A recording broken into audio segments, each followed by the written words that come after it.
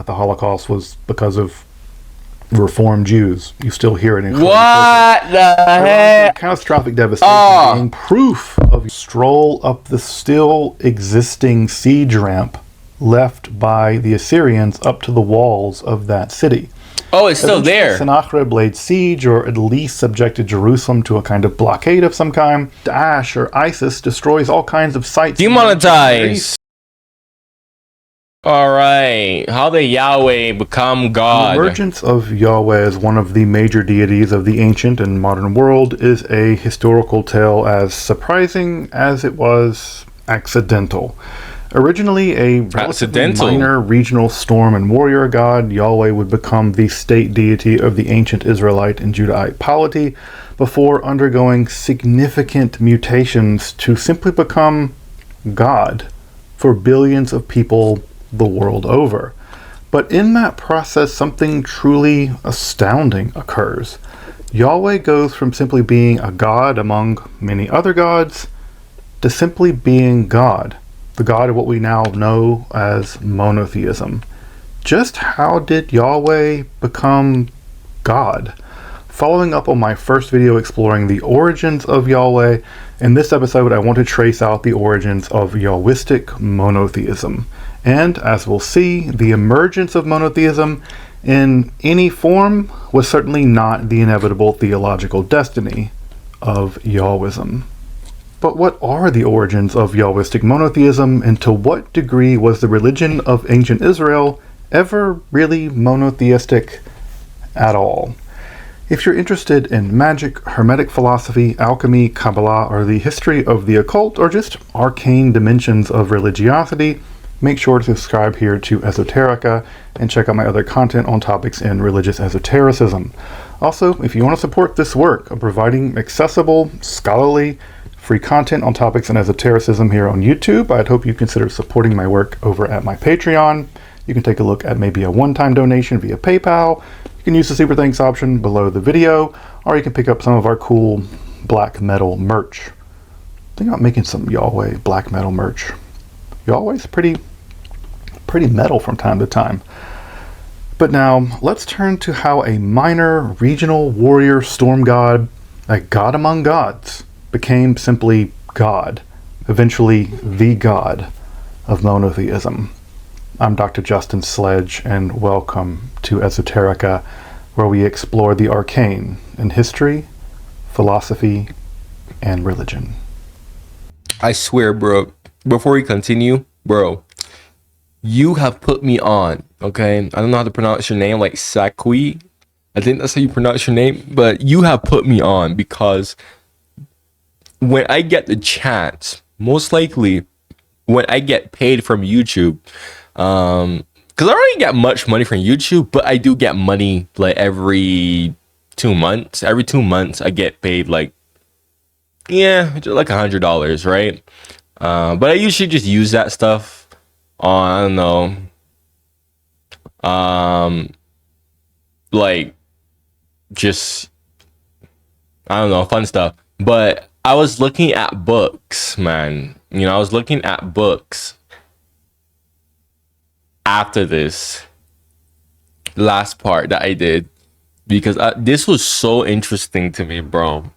I was like, holy shit, I need to read more on this. I need to read on this, because I was looking on books and I kept on asking people like, hey, do you know like any like historical books that, you know, would be really good to like read from? But nobody never really answered me. No one ever really answered me. But this right here, that is gonna be sick. But some of the books are kind of expensive, like freaking $30 or $40. But still, like, I don't know. When I get paid from YouTube, I'll probably use that to buy some books to like read on that. 'Cause this is mad interesting. Probably like read on this type of stuff alongside like rereading the Bible. Whoo, my God. See, no pun intended. Lord forgive me. But the amount of knowledge that I would freaking, bro, that's oh my gosh, that's gonna be mad.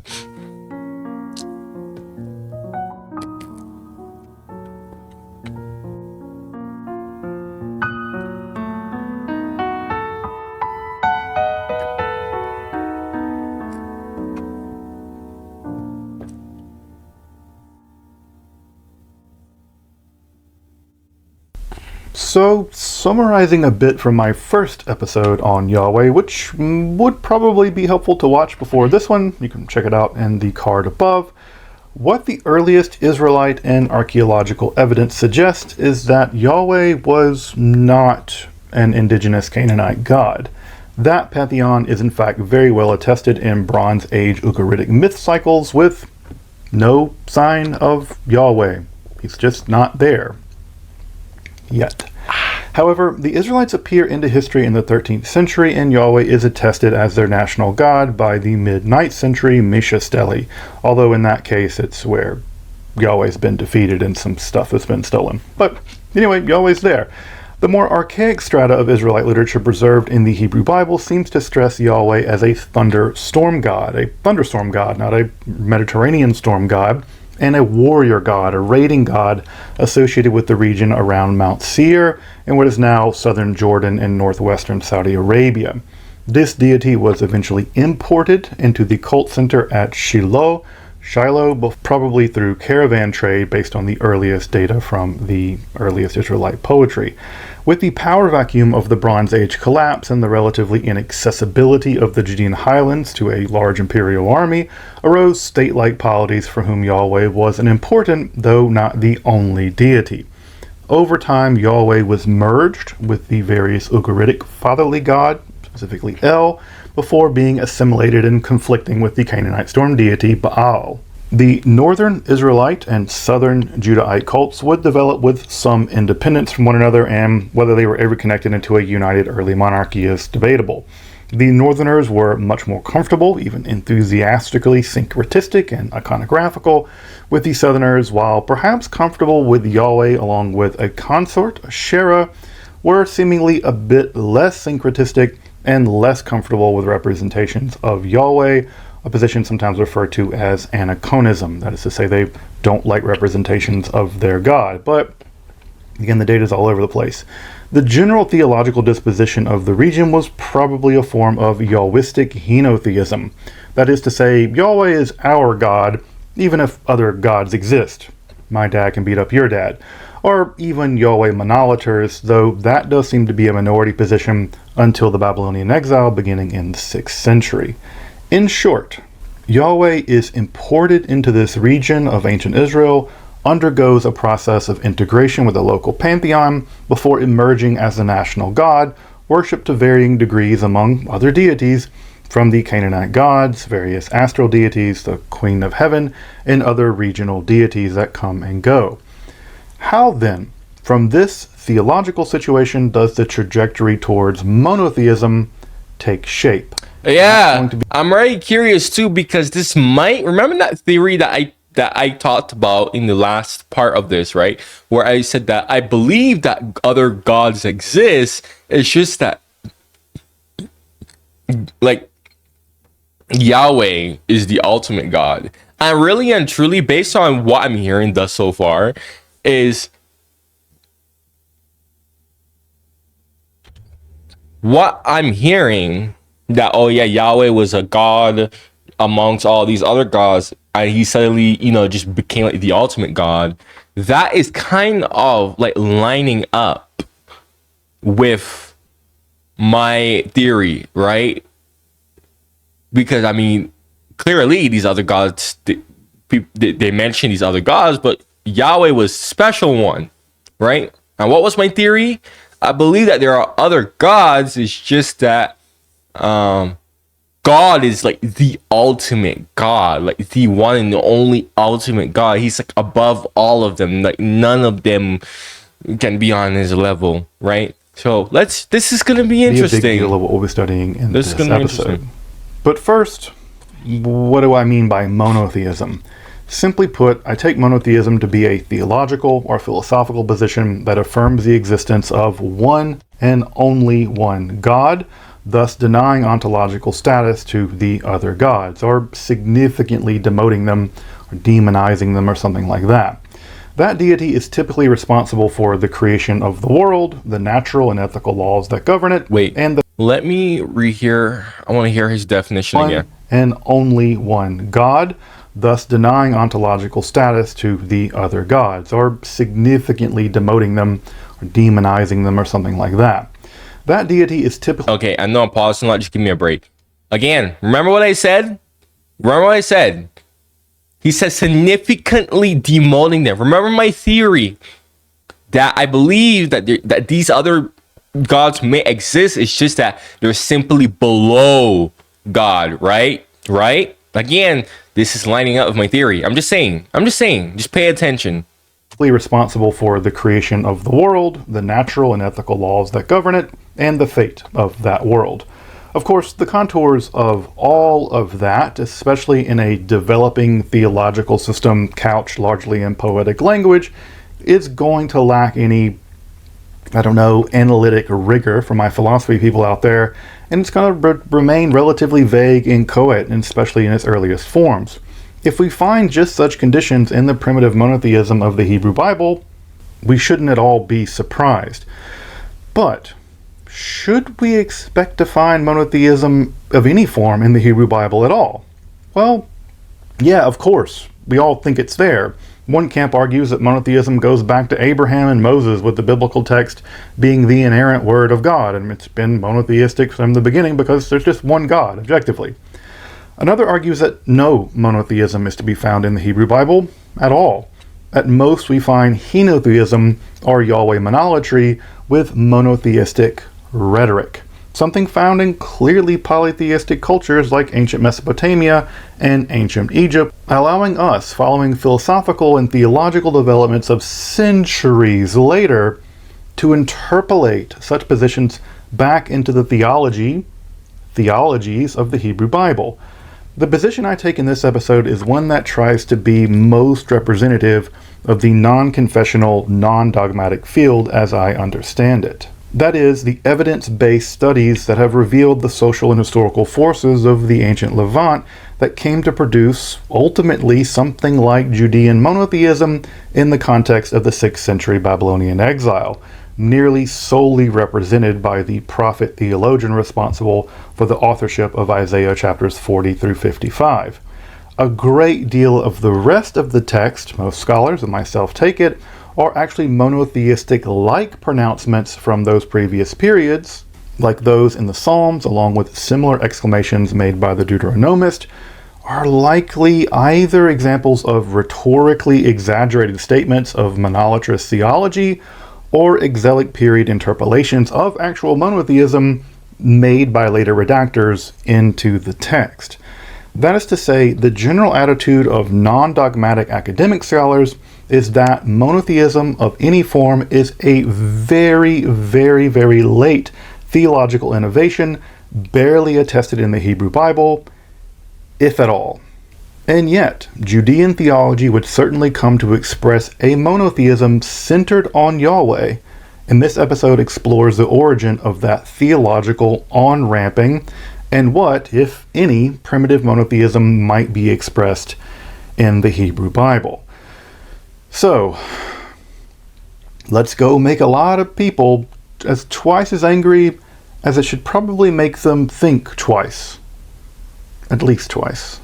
Now, while it might sound odd, the first thing worth pointing out is that the ancient Canaanites never really had a huge profusion of deities to begin with.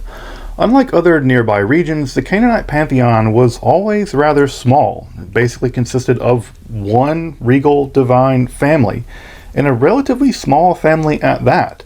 Thus, insofar as monotheism was going to be a historical whittling down of a pantheon until one god was left standing, so to speak, as opposed to some philosophical deduction of there being one and only one god, which does seem to have occurred, although much, much later, primarily in Greek speculation. That whittling down process was just numerically going to be objectively easier in Canaan rather than in Egypt or Mesopotamia. There are just less gods to get rid of. I mean, monotheism is the closest possible position to just atheism. You're just one god away. In effect, the Canaanite theological system consisted of a four-tiered structure centered on a, again, relatively small divine family. At the top of that system was the fatherly god El and his consort, Athirat. The second tier were, unsurprisingly, his children such as Baal and Anat. Below them is a much less attested group of deities, such as the craftsman deity god Kothar Vachasis, and finally at the bottom of the system were the various semi-divine servants and the warriors. In addition to these deities, there were primordial divine forces, such as sea and death, who would eventually be tamed by the warrior god Baal in the Baal cycle. Of course, other deities are also attested, such as some astral deities or the war plague deity Reshef, but in general, the four-tiered pantheon seems to capture what the Ugaritic texts denote as the assembly or council of the gods in one complete but not totally coherent totality. What is interesting is what happens when Yahweh is introduced into that system. An archaic section at Deuteronomy 32:9 seems to be an early memory of a period when Yahweh was part of this divine ecology, but still regarded as a son of El, not the highest god, son of the god. In fact, the Septuagint and the Dead Sea Scroll versions of this text probably preserve the more archaic polytheistic reading, with the Masoretic text undergoing a later kind of anti-polytheistic censorship, at least as argued by Manuel Tove. No. That's interesting. That is interesting. Remember, guys, history gets rewritten a lot. It gets rewritten a lot to fit convenience. I mean, we all should know this. So, I don't want to say that, hey, that's true, but like, I wouldn't be surprised if anything from the Bible was like, I even said this before. I was like, hey, hasn't it like been shown that the Bible has changed over time? And it triggered so many Christians, bro. I had people accusing me of being Muslim. Oh my gosh. This is what the Muslims say. Oh, you're turning like them. Oh, you're advocating for them. Bro, I didn't even know that was what Muslims say. I did not even know that until people in my comments were freaking mauling at me and throwing these accusations on me. I was like, what the hell? Like, I just literally just knew that without any Muslim telling me whatsoever. Like I just heard that information. I even saw some people even literally talking about it. Explaining how the Bible has changed before. Like, I'm talking like before I had this channel. So, and not only that, but like, that tends to happen to a lot of like historical documents, So, I was just kind of under the impression that, oh, well, yeah, the Bible probably has changed, like. So, I don't know, man. Seems to me like this is clearly showing that the Bible was changed if we are taking what he's saying at face value. I don't know. I'm just saying. Who's to argue with Emmanuel Tove? Apparently, at this primitive period, Yahweh was a second-tier deity with Elyon, the highest god, doling out his portion of the world for Yahweh to rule over. However, Yahweh's second-rate status was not to last. With his assimilation to El, something that the Israelites appear to have been universally pretty comfortable with, Yahweh would rise to the top of the pantheon, but not without a fight. It's Mortal Kombat for the gods. Wait, it's what? It's clear in the Israelite literature that Yahweh had to contend in popularity with Baal. They were just that similar. They're both warrior storm gods. And frankly, Baal was the incumbent regional deity, and the Elijah-Elisha cycles represent these theological contestations among Yahweh monolators and the cult of Baal. Further theological victory for Yahweh seems to have come with an interesting feature, or bug, depending on how you look at it. Recall that El had a wife, and thus a wife consort, Athirat. What appears to have happened is that Yahweh does eventually rise to the top of the pantheon, like Rocky style, at least for the Yahweh partisans, but there Yahweh is kind of immediately wed, in a sense, with a consort, the descendant of Athirat, Asherah. They're even linguistically connected. Yahweh got a wife, something attested in both archaeological inscriptions, but also in the Hebrew Bible, with Asherah devotion occurring in open-air elevated shrines, or bemot, but also within the Jerusalem temple in the form of a tree or a tree symbol representing her, much to the constant complaining of the prophet monolators of Yahweh. These mutations in the divine household would, however, continue. The concept of the divine council is definitely retained. The let us create in the first creation story.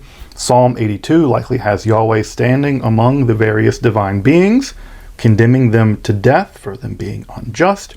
The framing sections of Job feature the Hasatan, the Satan as a kind of prosecuting attorney in the divine assembly, and Yahweh sends a spirit of deception to trick a bunch of prophets to get Achav or Ahab killed, which is one of my favorite, if not my favorite story in the Hebrew Bible, along with a retinue of messengers and warrior beings, the angels, and even the title Yahweh Tzavaot, the Lord of the Sabaoth. Just means Yahweh of the soldiers. All reveal that while somewhat flattened out, the divine assembly descended from the older Canaanite divine royal family was still pretty intact by the period of the composition of some of the Hebrew Bible. Further, this period also saw Yahweh ruling with his consort Asherah, though Anat, remember the other daughter of El, although it's not clear who her mother was, Anat, the most metal of all goddesses of the ancient world, she seems to have functioned with Yahweh at the Elephantine shrine there on Elephantine Island in Egypt. We have Yahu Anat mentioned there, so she seems to have perhaps been a kind of daughter consort, although exactly what that relationship was down there at the Yahweh shrine on Elephantine Island is not clear. For at least the Yahweh partisans, what seems to have emerged is something of a compressed henotheism. There are other gods, but our God is the best. Remember that my dad can beat up your dad. To something like monolatry, we're only going to worship our group God. Thus a kind of henotheism to monolatry spectrum, though with some tension as to kind of what to do with Asherah. It appears that her devotion was very strong and quite widespread. I mean, mother fertility goddesses are going to be extremely popular for obvious reasons, if for nothing else, given the infant mortality rate of this time. It also appears that the eventual demotion and eventual elimination of Asherah a very slow process. Perhaps the monolatrous factions, by focusing more on exclusive worship of Yahweh, diminished her position, ultimately producing a kind of theological divorce. Of course, her devotion continued, but this theological divorce would then allow her to be targeted for official state suppression, such as at public shrines, especially the Yahweh shrine in Jerusalem. This tendency toward monolatry also compressed into fewer and fewer divine and semi-divine beings, a compression aiding, even if unconsciously, on the trajectory toward eventual monotheism centuries later. So one motor here, if you want to think about it that way, is an alternating force of mythological compression, the divine family is just getting smaller, and suppression, elements of it are being attacked and picked off one by one. More on this kind of religious suppression, especially state-backed suppression, in a moment. However, another development in the theological landscape of the ancient world, especially in the 8th century, is also worth mentioning here. Most deities at this time were conceived of as regional, even literally dwelling in some sense in shrines specific to those regions. They were literally the houses of those gods, and they were specific to that locale. This was their turf, so to speak. It's like the Crips and the Bloods, but it's Yahweh and Baal. While these various manifestations in various regions, deities were largely taken to be regional in character, even if specific to certain shrines in those cities. So Baal Hadad and Baal Bethel might be just manifestations of Baal in those areas. However, with the great empire building of especially the Assyrians, an interesting theological shift begins to occur. While previous theologies, again, usually had regional deities fighting alongside or on behalf of their warring kings, these often local skirmishes over lands contested as belonging to that king or god.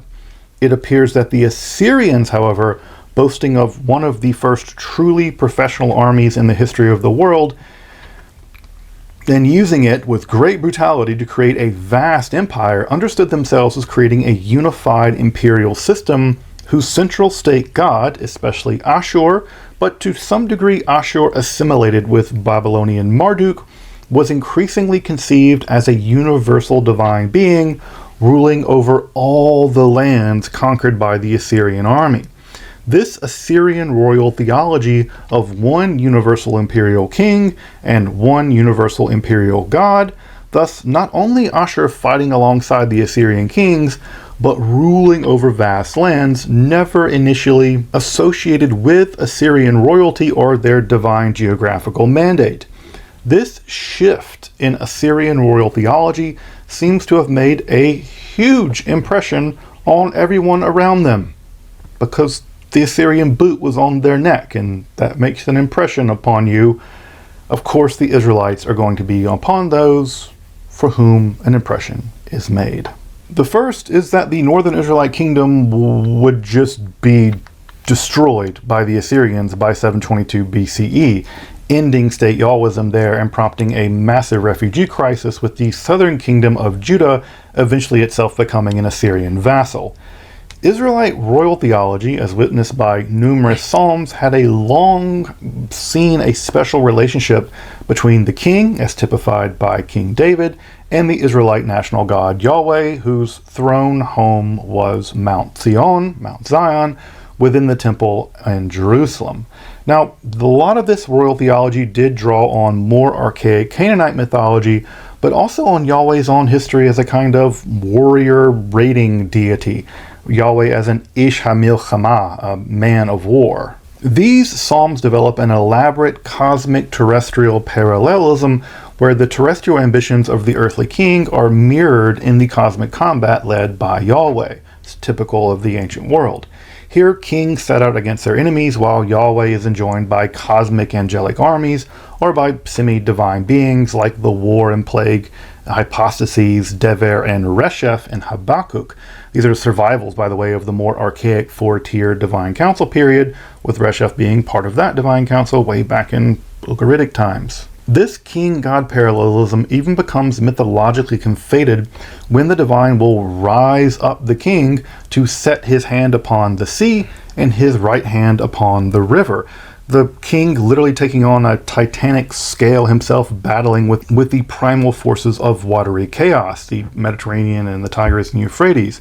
Indeed, these mythological exaggerations for the once and future Israelite king, they become the foundation for later messianic hopes and aspirations. This is rhetorical strategy made into theology, evolving into theology. It's very similar to the mechanisms that are going to ultimately produce monotheism. But with the imperial theological innovations of the Assyrians, with their universalizing god Ashur, the Israelites could continue to expand the mythological power of their god. That path had been blazed by the Assyrians. The Assyrian theologians perhaps first conceived of a universal god, still a god again among other gods, but a real badass god, but now free of regional or shrine parochialism. However, it wouldn't be a powerful empire that would make good on that universality. It would be a kingdom sitting in the ashes of exile that would effectuate monotheism, it seems. It's difficult to overstate just how fearsome the Assyrian Empire was. And despite Yo, go watch my reaction to that shit, bruh. Oh my goodness. Yo, the Assyrian Empire, holy I think that's like the worst empire that I've ever, like, hands down, bruh. They really put the definition of empire hands down. Holy moly, bro. Like, bruh. I'm trying to think of something like empires that you see like movies and shit, you know, where it's like, yeah, bro, they just don't give a damn. They're just going around and just freaking unaliving people left, right, and center. You know, bruh. Literally, that's yo. That's a way to describe the Assyrian Empire. Holy yo. Woo. Yeah, I gotta put that reaction at the end of this video. When you're done watching this video, I'm gonna put that on the end screen. My Assyrian Empire reaction, bro. What? Yo, that was Israel. That was the mad. Entire region would fall under the Syrian domination by 722. For his part, the southern Judean king Ahaz, wishing to basically be rid of his northern enemies, including his northern enemies Israel, and perhaps seeing the writing on the wall, there's no stopping the Assyrian army, Ahaz became a willing vassal of the Assyrian Tiglath-Pileser, all despite theological arguments to do the contrary by his court prophet. You may know him as Isaiah. Now, his son, Ahaz's son, Hezekiah, seems to have fallen a very different track, perhaps based on both the political realities of the time on the ground, but also, I suspect, out of his own theological convictions. Or to put it another way, his theological convictions might have been in a kind of dialectical relationship with his political concerns, which was the defense of the Judean state. Again, theology and politics at that time were simply inseparable, if they're ever really separable. Regardless, it appears that Hezekiah's Judean state absorbed a massive amount of population from the northern refugees. He oversaw significant state-building projects, especially those anticipating an eventual siege, specifically the construction of what is called the Broad Wall and the Siloam Tunnel for providing water for the rocky crag city that is Jerusalem. That tunnel, by the way, is still accessible, still gets water in it, and you can splash around in there if you like. We're also told of specific religious measures that Hezekiah took, perhaps at the behest of Yahweh partisans or Yahweh monolators, to destroy Yahweh shrines and to further centralize Yahweh worship in the Jerusalem temple. Such centralization had the dual effect of further unifying the political and theological registers of Judean society, and also, again, for providing a theological center in the eventuality of a siege that was coming. It was always in the cards. Now, biblical minimalists and maximalists debate about the exact nature and extent of these so-called reforms, or inquisition if you're a non-Yahwist, and little extra-biblical archaeology is forthcoming on the matter. Though some scholars do point to an increasing anachonism in the seals or bullae of the period, but this could just be part of a shift from Assyrian influence to Egyptian cultural influence as the rebellion brewed. Now, Hezekiah was correct, and the siege did eventually come, mostly because the western region of the Assyrian Empire revolted under Egyptian encouragement. Sennacherib's early 8th century campaign in the Levant would see city after city fall. He impaled everyone in his path. The battle and fall of Lachish would prove to be made into art in his palace, providing us our best glimpse into the siege warfare of the time. And I have to say, there's something chilling about taking a stroll up the still existing siege ramp left by the Assyrians up to the walls of that city. Oh, it's still there. Sennacherib laid siege, or at least subjected Jerusalem to a kind of blockade of some kind, and biblical records have it that Hezekiah sought purely theological relief from the situation, with the Assyrian forces being tossed back after an angelic slaughter, and Hezekiah paying 300 talents of silver and 30 talents of gold to the Assyrians, stripping even the temple of gold and silver to pay the price. The Assyrians, for their part, record that after having Hezekiah pinned up like a bird in a cage, a higher payment of tribute was paid to the Assyrians, declaring that the terrifying splendor of the army brought the matter all to a swift conclusion. Now, I suspect that the truth probably splits the difference of these narratives. Hezekiah did pay hefty tribute to avoid a nightmare of a siege, and Sennacherib was probably happy to avoid an assault on a basically well-stocked, walled mountain fortress, which also now had a semi-secret underground supply of water, especially with the Egyptians at his back. Judea remained a vassal, something that the biblical narratives just happily don't mention. They really like to preserve Hezekiah, but they remained a vassal. Jerusalem, however, was at least saved, and it's very difficult to imagine, again, given the unity of politics and religion at this time, that such a miracle, I mean, it's literally described by the Judeans as an angelic army routing the terrestrial forces of the Assyrian army, that the religious measures that strengthen Yahweh worship at this time, clearly at the expense of other deities, that all must have paid off. It must have been the case that the Yahweh monolith, told you so. Now, this victory must have been a positive boon for the Yahweh partisans, and perhaps they enjoyed, throughout the reign of Hezekiah, increased state-backed popularity through this time. And I don't think anyone can deny military victories, especially surprising military reverses, they put wind in the sails of theological visions.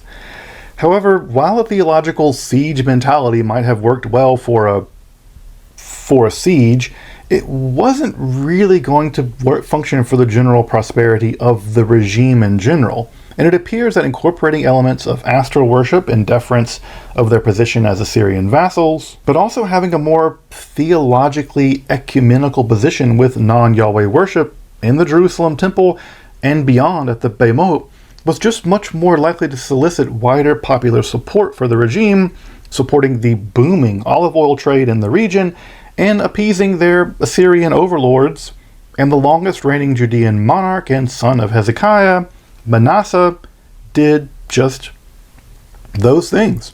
And it's best to consider that the Yahweh partisans, while again still not monotheists as we would recognize them, if at all, were likely thought of as extremist iconoclasts by the general population, for whom Asherah and other gods were very popular, and the nation around them.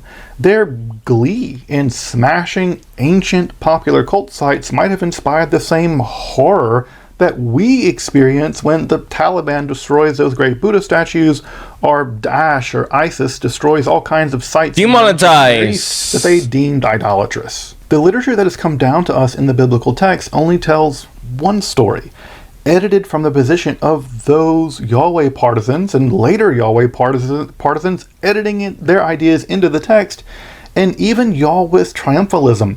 But there's still good reason to think that such positions weren't popular, much less representative of the religious sentiments of the general population.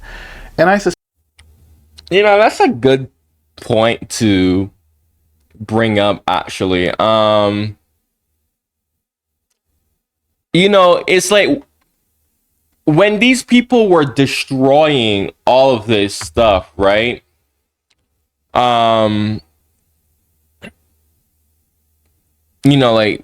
I don't want to say the name. From our perspective, it's like, oh my gosh, how dare they do that? Like, no. But, and this is how life is, bro. It's like, from their perspective, bro, they doing the right thing, bro. Like, from no one's the villain in their own story. It's the perfect phrase to best describe that. No one's the villain in their own freaking story, man. And it's like,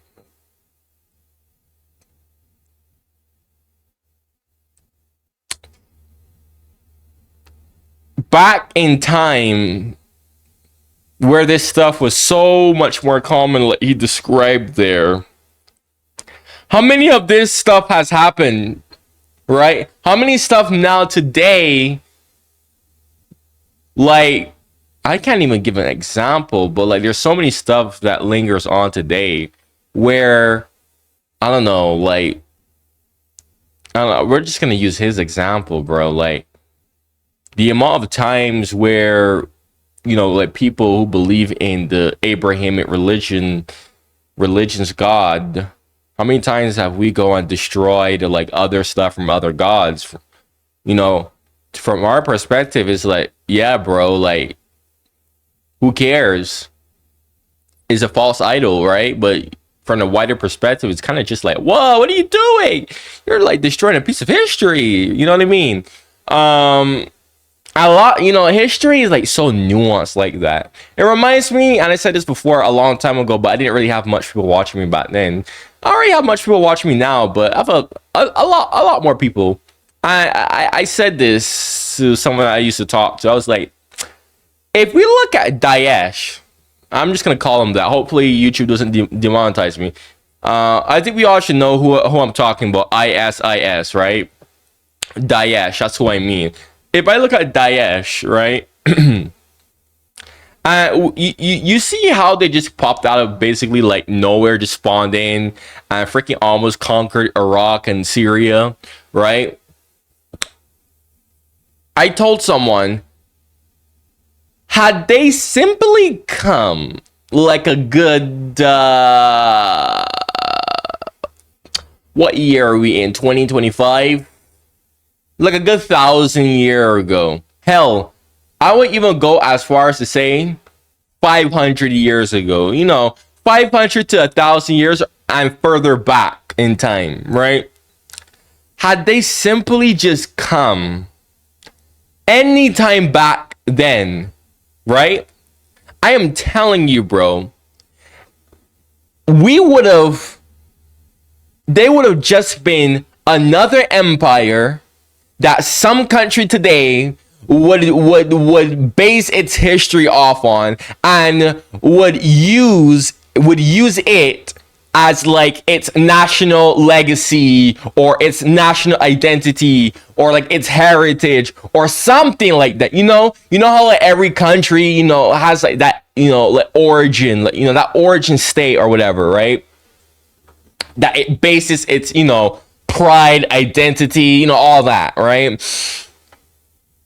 That's the crazy part, but unfortunately for them, they came a bit too late. 2025. But seriously though, just sit down and think about that, because to us,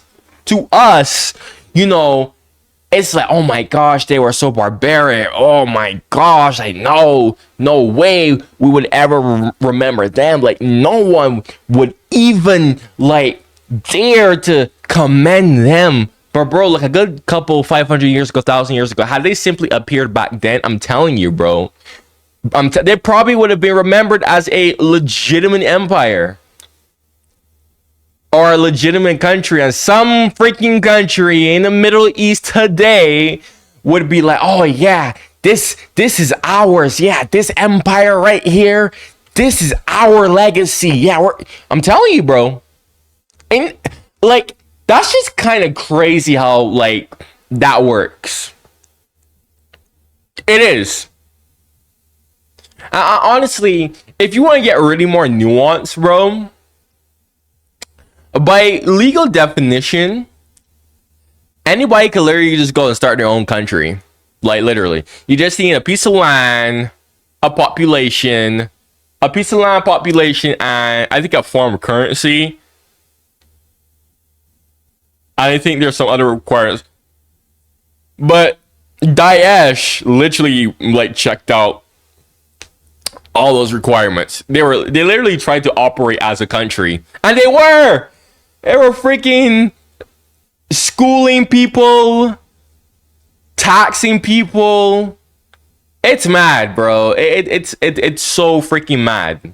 But because, bro, countries back then, 500 to 1,000 years ago, all the crap that Daesh was doing, they did too, right? So to us, it's like, oh my gosh, these people are so brutal, barbaric. Bro, how many countries today,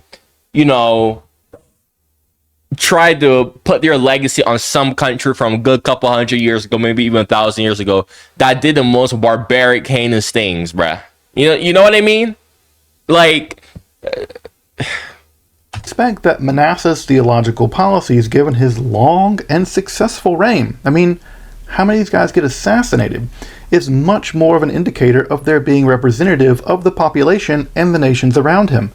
His success probably proved him right, despite what the Yahweh's partisans would have liked to have believed in their backbiting bickering about him. And after his long reign, his son Ammon would be assassinated, perhaps by Yahweh's partisans, and his 8-year-old son Josiah, who was now at this point 8 years old and could be manipulated, and it would be that very Josiah that would lead another Yahwehist reform or inquisition, again, depending on where you sit on this whole issue, further destroying non-Yahweh shrines and non-Jerusalem Yahweh shrines, just to the degree to which of, again, isn't quite clear. I mean, his contemporary is Jeremiah, who doesn't really even seem to mention these kinds of things, and that would have been the kind of thing Jeremiah would have been all about.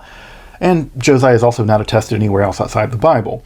However, the biblical text tells us that he did oversee renovations of God's house, the temple, and during that work, a scroll of the law was discovered and eventually vetted by the Israelite prophetess Huldah. Now, many scholars, including myself, are rightly skeptical of this account. You just happen to find a scroll on a wall, considering that if this is probably much more likely that later Yahwists actually produced a document very much like the book of Deuteronomy, or perhaps its core, chapters 12 through 26, with the northern prophetess Huldah vetting the text, acting as a kind of unifying force between the northern refugees and southern religious life, thus making Josiah, at least symbolically, a king of a reunified Yahwist monarchy, or a unified Yahwist monarchy, assuming there ever really wasn't one to begin with. Further, the theology of this document is subtly subversive of the existing order of the day. By Josiah's rule, the Assyrian Empire was collapsing. The Neo-Babylonian Empire was not yet fully on its feet, but it was coming, and Egypt was not yet able to establish regional hegemony given its former conquest by the Assyrians. Thus, the Judean highlands were able to operate with a high degree of de facto autonomy. This political autonomy was probably theologically enshrined in that Deuteronomic code written or discovered in the wall by those folks. That theology takes the form of a vassal contract, something the Judeans knew a lot about at this point, in which Judea became a vassal of Yahweh, following the laws laid down by that code in return for protection. It's always a protection racket, this Yahweh stuff. Land, agricultural success, and a large number of descendants. This is a fascinating document because it represents a kind of theological anarchism, a long tradition in Israelite literature in which the Israelites, or Judeans with this case, would only ultimately answer to Yahweh and not some other earthly power. However, the priesthood and the king would act as intermediaries in this vassal contract. But what if that king and that priesthood with its temple were destroyed by, say, a rampaging Neo-Babylonian army? What happens if the vassal contract now is simply between Israel and Yahweh? But a bit more about that priesthood and their contributions to this discussion. Among their ranks were the day-to-day servants and shock troops of the Yahweh partisans.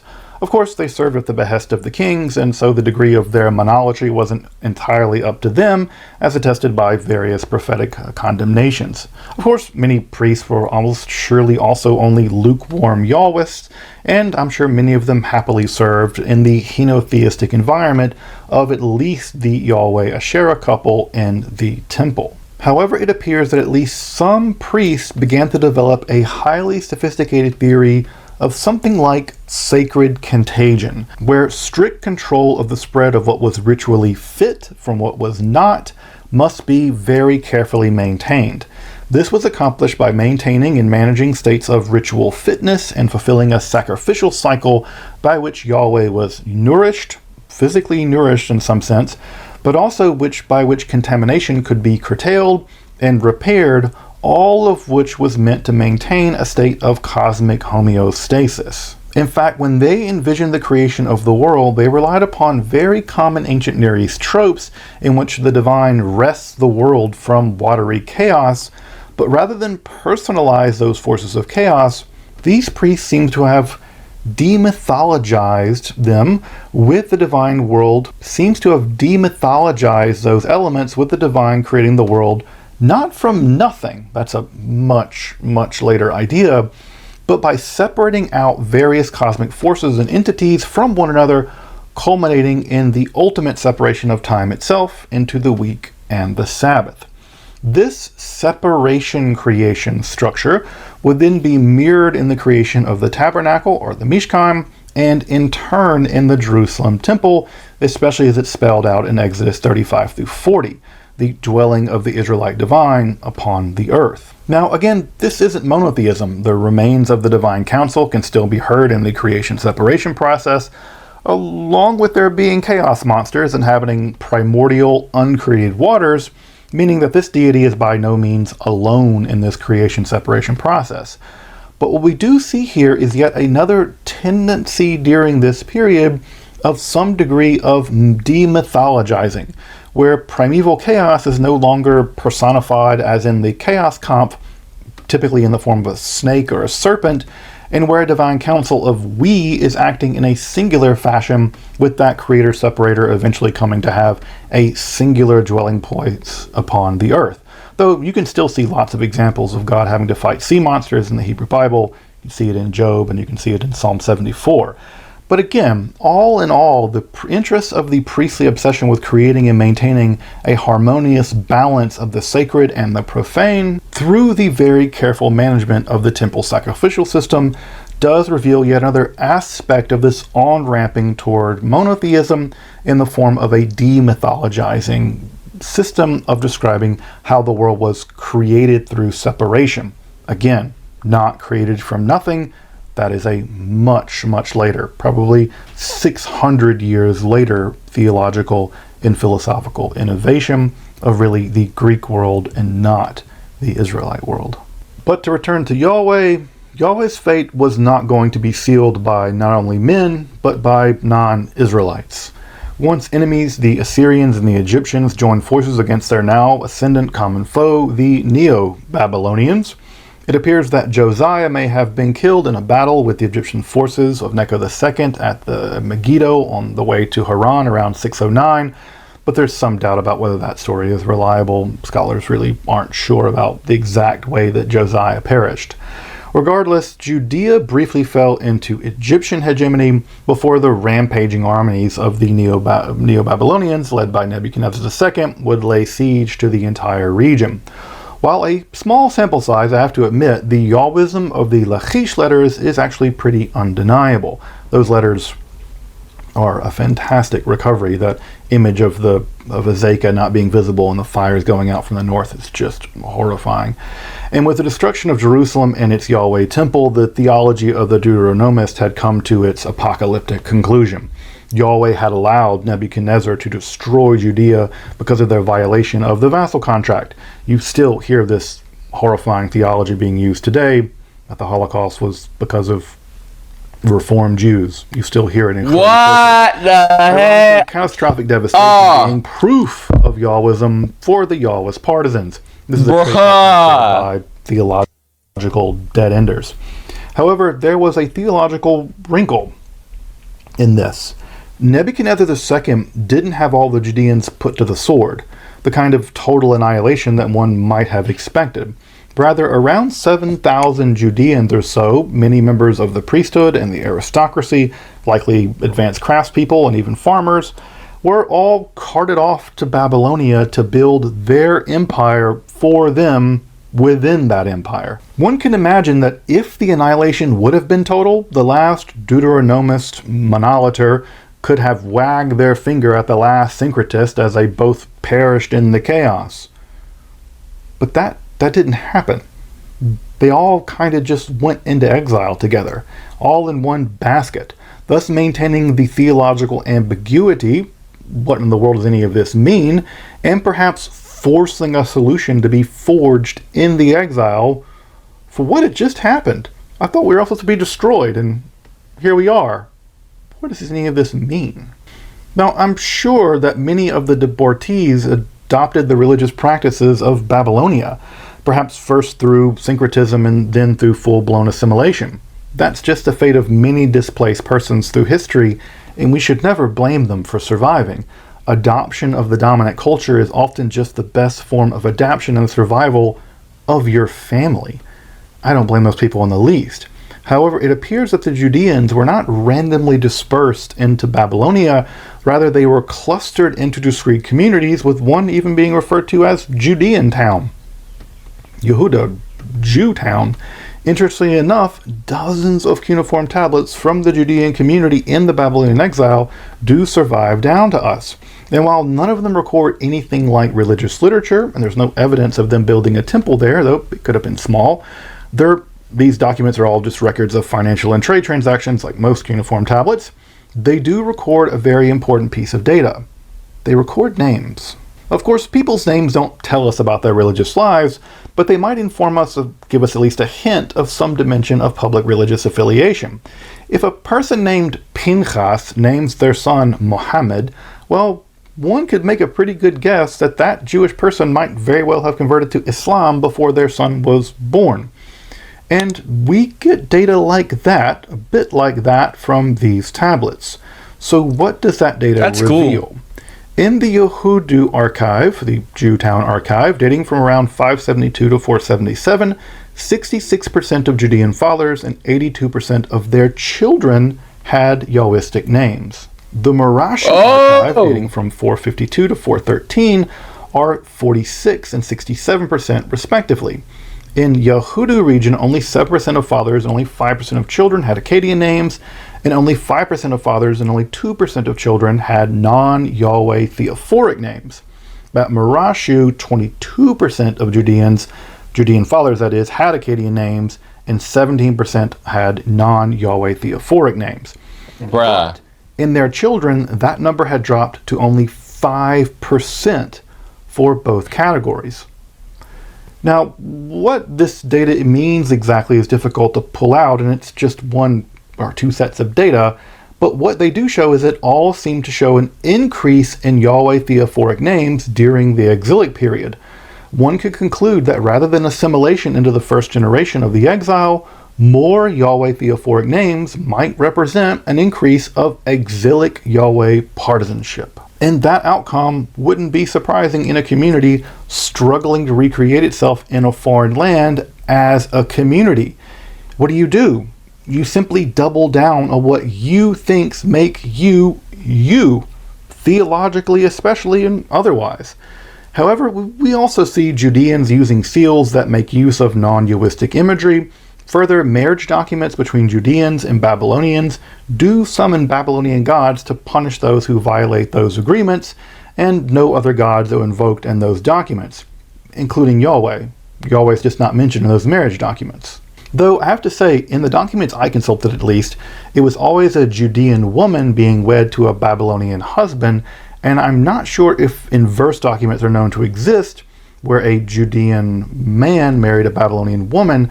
One might expect to see Yahweh in those documents. I'm just not sure if any of those survive.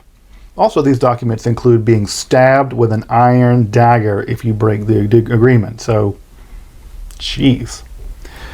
Now, Smith has also pointed out to a shift in the late pre-exilic period, and obviously exilic period, where the tightly controlled familial units and the land that they are attached to as a central unit of social selection has begun to break down under social, economic, and perhaps even theological collapse, and, well, a region racked by constant social instability, often at an apocalyptic scope brought on by vast imperial armies. In this every man for himself nightmare, the literal lands upon which those very familial bonds were set are now stripped out from underneath them by empires. The family is no longer the fundamental unit of society. That's no longer tenable. The elderly grandparents were no longer just fonts of wisdom worthy of respect. You rise for them as they entered into a room or the city of the gates of a city. Those old people were just a liability. In this period of social chaos, independent men capable of immediate brutality may well have risen to the very top of the previous social system, where other things like class origin mattered. Now, if you could cut your way to the top, you could be at the top. And on the other side of the coin, texts written near and within the exile often focus less on communal and familial guilt for transgressions, but upon the individual for their guilt. You can note Ezekiel's break with centuries of communal and familial guilt, such that children can no longer inherit the sins of their fathers, something in direct contradiction to the Torah. What has emerged is a new focus on individuality. That weakening of the terrestrial family structure may have been one of those maybe one of the final forms of the compression, again, shrinking the size and scope of the archaic four-tiered divine family, focusing now more than ever on individual divine beings being worthy of worship. An individual divine being, like the individual tough dudes that survived all this. Again, is such a shift sufficient for monotheism? No, of course not. But like everything we've been discussing, it's just another social force lending in the direction of the theological overdetermination that will become accidental historical monotheism.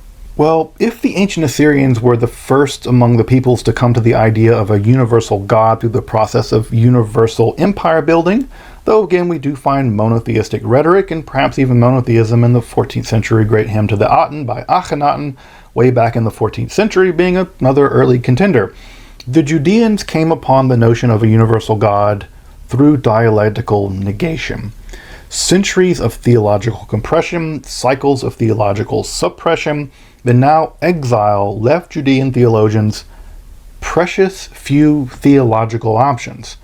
Perhaps we can say that they were doomed to monotheism. A history of...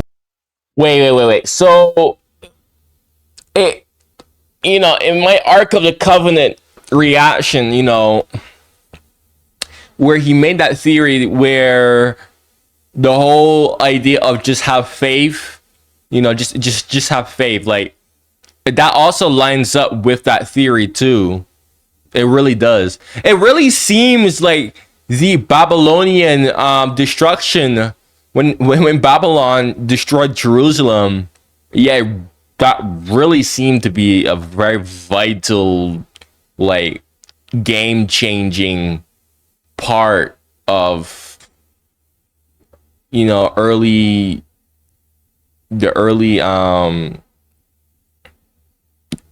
Judah. I don't even know the word. I'm scared.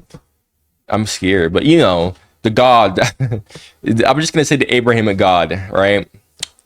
Like, had the Babylonians not destroyed Jerusalem, that things would have been a lot different. Because remember, the Ark of the Covenant also depicted God's throne. That's what people use to literally worship God.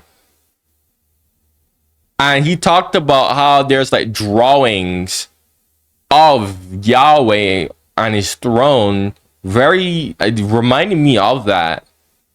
And here he's talking about the freaking Babylonian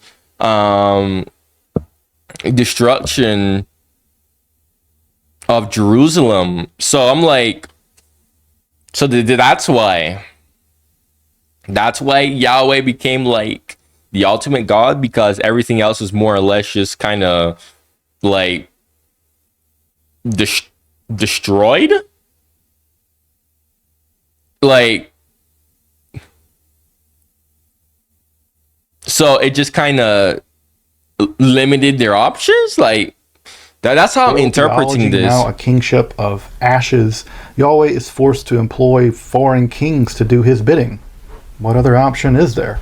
But ironically, this greatly expands the power of Yahweh. No longer the God King of the Judeans, but the God King of perhaps all God Kings, one God King to rule them all. With priest and king now powerless and eliminated, that royal theology shifted to a direct relationship of the people of Judea, or of Israel writ large. Israel becomes the more direct servant of the divine law, with individual responsibility now the ethical compass, much more so than familial or communal guilt and punishment, or the commune. But from these two negations arises a synthesis through concrete negation. The elevation of Yahweh as king over the Persians or the Egyptians implies a local negation of the operative power of those gods that underwrite those monarchies. If Yahweh is to be king over them, indeed over the entire olam, of the entire world cosmos, it is no longer enough that those gods are inferior to Yahweh in power. Henotheism isn't going to do the lifting here. Those other gods must be utterly negated as gods and indeed as beings at all. The radical universality of Yahweh logically implies the negation of all other divinities, and it appears that such a theology attains just such philosophical escape velocity from mere monotheistic rhetoric or henotheism or monolatry in the exilic theologian prophet of the writer of Isaiah 40 through 55. This section of Isaiah 40 through 55 has been recognized as a separate composition since at least the 18th century than the previous book composed in the 8th century BCE, what we call First Isaiah. The author of this Deutero-Isaiah is living in the exile, and scholars contend, and I frankly agree, is the best candidate for the development of primitive Judean monotheism. But how does this idea emerge? Precisely through a polemic with the very theological situation of the exile vis-a-vis the powers of those foreign gods who apparently now rule over the Judeans in exile. The clearest statements of this primitive monotheism appear in that polemical context, roughly in Isaiah 40 through 48 and 49 through 55. Specifically, those sections seem to inaugurate some core theological themes, like 1. That Yahweh is the creator of the cosmos and is in control of the present state of affairs, specifically using Cyrus as his anointed, or Moshiach, to direct worldly affairs. 2. Yahweh has specifically chosen Israel, rather than any king, as his servant upon the world. And 3. Israel should choose Yahweh because there are simply no other gods to choose from, as opposed to the vassal contract relationship of the Deuteronomistic theology, though, of course, that choice does involve some degree of redemption. No other god to choose from. That could be interpreted in so many ways, because what do you mean, like, no other god to like, do they literally mean, like, there's quite literally, like, no other god? Or are they saying, like, you know, like, even if there are other gods, you have to choose me. You know what I mean? Here it's a logical deduction. There's just no other gods but Yahweh. Pick Yahweh, not pick Yahweh because you get stuff. This positive theology, however, is built upon a larger religious polemic, a negation of what is around them. That polemic and the rhetorical and theological inversions that come along with it are aimed at a comparison of the aniconic Yahweh with the created idols of Marduk and Nabu. Recall that the Assyrians had assimilated Marduk to Ashur in their theological universalizing project. Now, however, with Babylonian Marduk, the ascendant deity in the regional world, and in some sense the best candidate for the greatest god of that time. Well, you come at the king, you best not miss. But in this polemic, and through powerful rhetorical negation, 2nd Isaiah increasingly negates themselves into a universal monotheism. As Smith points out so well, Yahweh is a God who creates the world and crafts human beings, while Marduk is the creation of hands, the craft work of human beings. Idol makers are afraid, while Israel is commanded not to fear. Israel's made the witness of Yahweh, while the idols, they have eyes, but they can't see anything. Israel is said to know that Yahweh is God alone, whereas the idol makers know only their own handiwork. Like, you know you made that. That's not a god. Yahweh is glorified through Israel, while the idols are bedecked in mere human conceptions of beauty. The forest praised Yahweh, but its dead wood is only fit for idols, the same wood discarded and burned.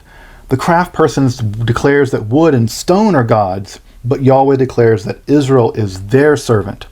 The idols are mute and cannot declare their choice of worldly servants. The immobile statues of Marduk and Nabu must be carried by beasts and humans, while Yahweh carries Israel and the world over.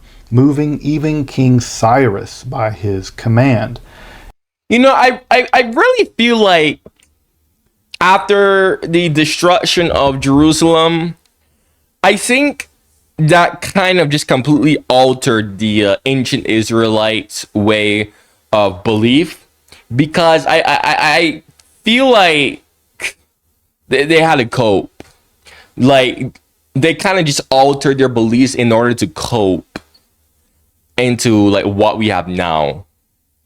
Most likely, had Jerusalem just not been destroyed, like the way how we would worship God would probably be so much different, and the way how we would view God would be like just so much freaking different.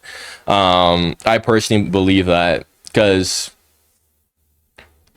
like I imagine this to be like more like, oh well, God just over time, just due to like, I don't know, like new information being unveiled or prophecies or something, that over time, it would be shown that, yeah, like God is like the God of gods or something. But it just seemed like just unfortunate circumstances just kind of just made, the ancient Israelites, needing to cope.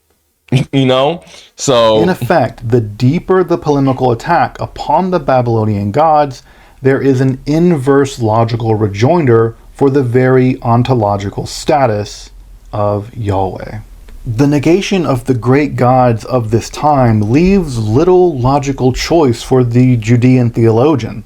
The negation of their theological powerlessness in exile, the negation of the negation, must result, I think, in monotheism, not so much so because of the theologians' fancy or because their desire to be monotheists, but really because their options have simply all run out.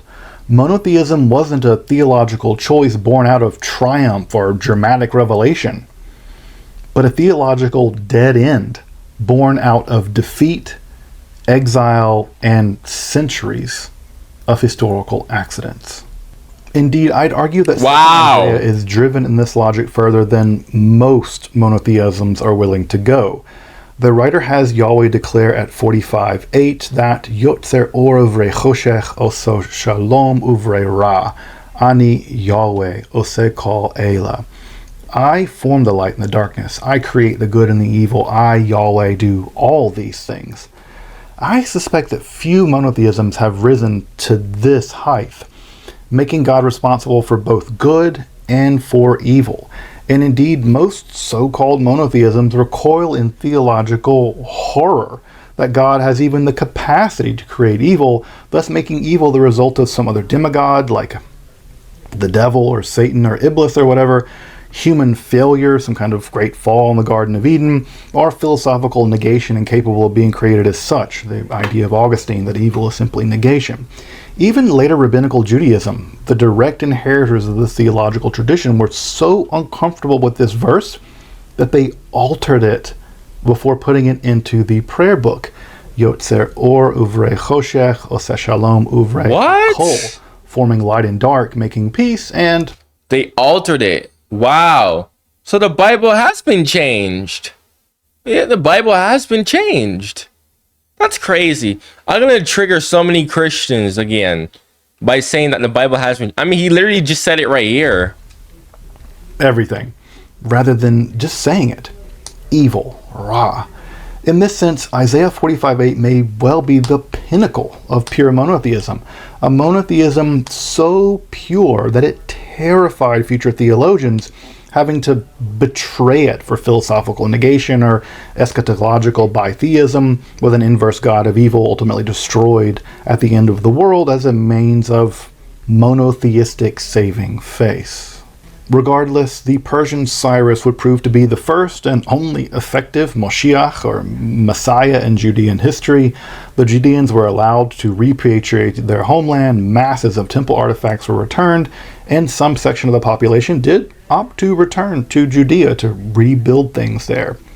Many did not, however, preferring an apparently comfortable life in the Persian Empire. I mean, those cuneiform documents show a flourishing world there. Perhaps it was the remnants of the older Makes priestly sense. conservative class desiring to inaugurate the Deuteronomistic temple theology that returned, or perhaps even syncretists that wanted to go back to the old ways. One could imagine the nascent monotheists, if they existed at this point, frankly being content to worship Yahweh anywhere, a central temple being more of an accessory to religious piety than a necessity. Indeed, non-Jerusalem Yahweh shrines would continue to exist well into the Hellenistic period. However, intermarriage and likely theological syncretism seems to have persisted through this period, and it's not even clear that the population has a sense of how to be religiously Judean, whatever that meant. Okay, so here's what I'm going to say with all of this information that I just took, right? Okay, let's talk about near-death experiences real quick, okay? I feel like a lot of people who don't believe in God need to like watch this video. Because a lot of people, right, what they like to say is, I heard one person who's the atheist said this before, like, oh my goodness, all these people who believe in God and blah, blah, blah, blah, blah, they all say that, oh wait, their God is the right God. And if you believe in this God, you're going to go to hell, blah, blah, blah, blah, blah, blah, blah, right? Like I said before, remember how I said I think the whole like religion of the Abrahamic faith was most likely altered in the way that we know it due to the fall of Jerusalem and destruction of Jerusalem, and the Jews needed to cope. Okay, and remember how that he mentioned that Yahweh was just like any other tribal god, and that there was a whole bunch, right? That was literally like on the same level as him. Okay. People who say that, oh, near-death experiences doesn't make any sense because whenever somebody has a near-death experience, they usually see like something of their faith. Why is it that every single near-death experience is something from someone's faith? It's never like the same God or whatever, right? Why is it always adhering to that person's specific cultural faith, right? Like if you're Indian or whatever, you're gonna see like some type of Indian god type shit, right? Or if you're like in Japan, you're gonna see like some Japanese like, you know, deity or whatever, right? You know. And people were like, oh, well, clearly, if you take the logic of these other religions that say, oh, there's only one God, right?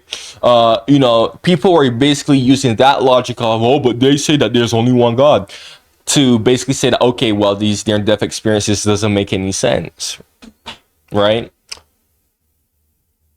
I think that honestly this video just answers that question, because and honestly I think that this video does reinforce my theory even more, that yes, there are indeed other gods. It's just that those gods are simply below God, right? And really and truly, it's not even that the Israelites deny this either. It's more like the Israelites just accepted Yahweh as the God because, well, like you said, everything else is more or less kind of just gone. There kind of was no other option.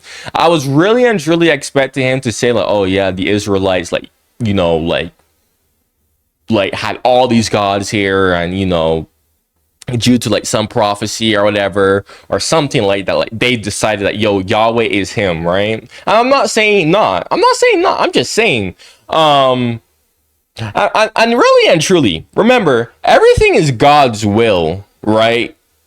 Literally everything is quite literally God's will. So like I said in my Ark of the Covenant reaction, right, it's like, bro, did God just want the Ark of the Covenant to be lost, right? If everything is God's will, it's like, bruh, he probably wanted Jerusalem to be destroyed. You have to ask yourself why. Probably because he did indeed want that evolution, that critical moment to happen, so that the religion could transform into what it is today. Right? Maybe that was God's way of making sure everyone would truly start to acknowledge him as the ultimate God, right? And to make everyone else just forget about the other gods. Like, yo, I'm him, literally. Forget about them. He had to do it somehow. I mean, if there was all these other gods around, you know, because really and truly, if all these other gods are around and we're just nothing but human, other people would literally just be like, okay, well, I could go to this god, right? Oh, I could go to that god. I don't need to care about Yahweh. I could just go to him, right? So I feel like God really and truly, it does make sense the more that you think about it, that God was like, okay, yeah, quite literally, he was asserting his dominance in a way. Literally. Literally. Just showing them like, yo, I'm the ultimate God here. I'm the one who calls the shots here. I'm going to make sure that you understand that in some way or the other. But these other gods here, they're beneath me. Sure, they're real, but they're still beneath me. They got nothing on me. That's how I interpret this. So whenever I hear these people have these like near-death experiences and whatnot, like bam, that answers that question. Why do other people see like quote unquote other faiths that is just simply parallel to whatever region that they believe in? That answers that question, right? The main question. Because honestly, this video does fill in a lot of holes that people really don't understand, right? And number two, this whole idea, people just misinterpreting the Bible. Because even he himself literally mentions how El was mentioned in Isaiah, if I'm not mistaken, right? So, you know, people, the modern Bible is just, and the way how people are taught God needs to be changed. I think people really need to hear like the origins of God. People really need to hear this more, because this will answer like so many questions. Really and truly. Because really and truly, bro, like, you think God, like my brother was saying, like, he believes that God has like a freaking council and all that, bro. He believes God has that shit. You know what I mean?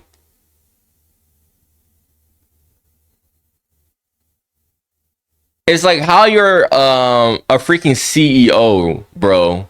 You're the CEO of a company. That company is yours, and you have like, you know, your subordinates, the managers, the GMs. The regular employees are basically like human, and you know, they look at the managers and they look at them like this, you know, like when you're at a job and you're a freaking general manager, the GM comes in, right? You look at that person with such higher status, right? When the manager is around, you look at them with such higher status, right? Like the way how we look at God, right? But those GMs and those managers, they look at the CEO, and there's only one CEO of a company, right? They look at that CEO as the ultimate, because literally he is. That's literally how I imagine this.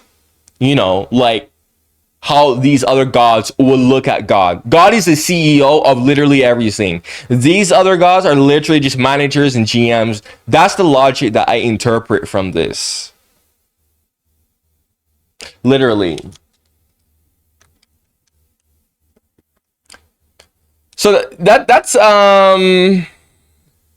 quite cool. This is quite cool. This is very fascinating.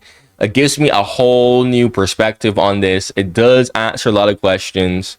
Like that one person who was saying like, oh my gosh, like all these, like the atheist kid that I knew, who's like, oh my god, all these gods, yeah, they say that, oh yeah, these gods exist and all the other gods are fake, blah blah blah blah blah. Well, they do exist. I personally believe that they do exist. So that answers that question. Because a lot of people do tend to answer that question who are unsure. Like, why should I believe in God when all these other religions believe in freaking gods too? Boom. Question answered. Right?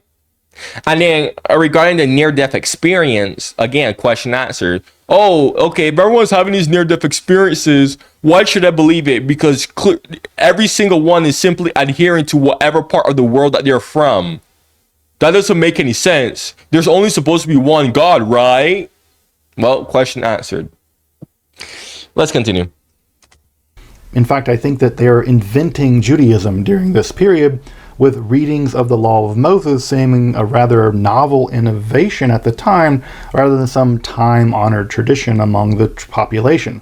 I suspect that most things we think of as Judaism were pioneered during this period and not to be found in the Israelite period. And while there does seem to be a return to the Deuteronomistic theology and the priestly sacrificial cycle by the theological conservatives, though, like all conservatives, I'm sure they were just innovating the entire time, all the while pretending this is the way that it's always been done, another, more radical theology was also emerging at this time.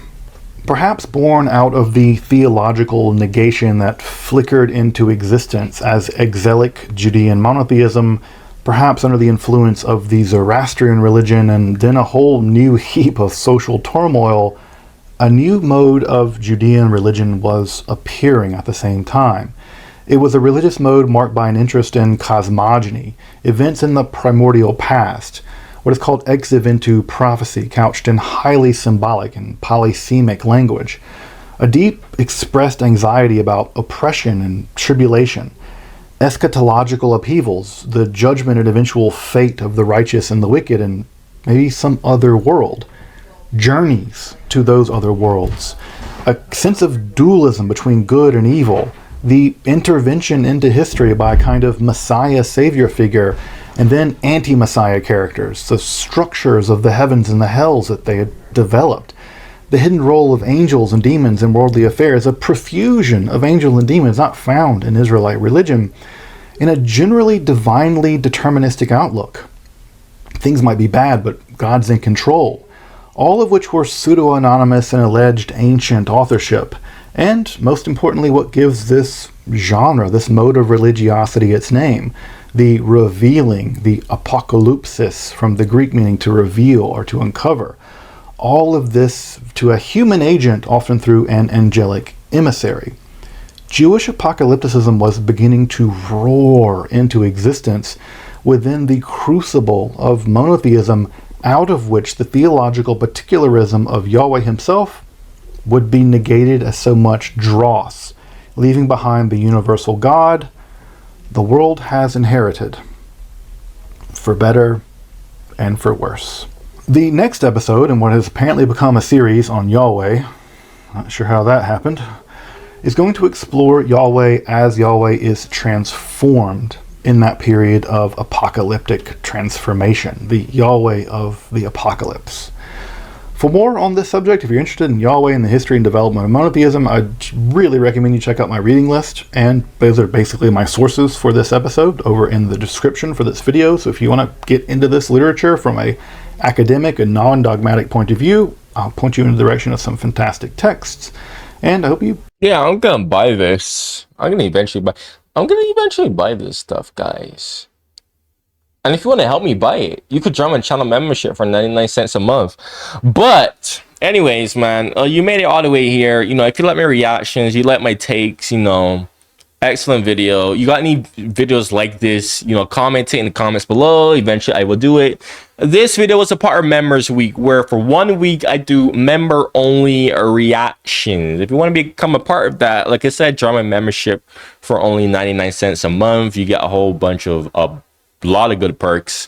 I'm just gonna link it in the comments below, the perks that you get, because I'm too lazy to talk about it here. Or you could just check it out on my channel page, where you just simply hit join, and it'll show you the video where I explain all of that, man. You know, like, subscribe, turn the bell notifications on, bruh. Again, excellent video. You know, thank you for watching again, you know, and goodbye.